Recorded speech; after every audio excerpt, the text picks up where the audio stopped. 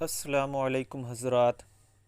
آج میں آپ لوگوں کو لوح محفوظ کے بارے میں بتانے جا رہا ہوں کہ لوح محفوظ کیا چیز ہے۔ تو حضرات گرامی، لوح محفوظ وہ چیز ہے جس کو اللہ تعالی نے عرش کے نیچے مروارید سے پیدا فرمایا ہے، جس پر قیامت تک کی ساری چیزوں کا علم لکھا ہے۔ اور حضرات گرامی، لوح محفوظ کو لوح محفوظ کیوں کہتے ہیں؟ تو اس کا جواب ہے اس لیے کہ یہ شیطان کی شر انگیزیوں سے محفوظ ہے۔ اور لوح محفوظ کہاں ہے؟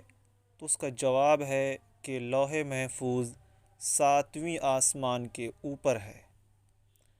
اللہ تعالیٰ نے لوح محفوظ کو کس چیز سے بنایا ہے؟ تو اس کا جواب ہے سفید موتی سے۔ السلام علیکم۔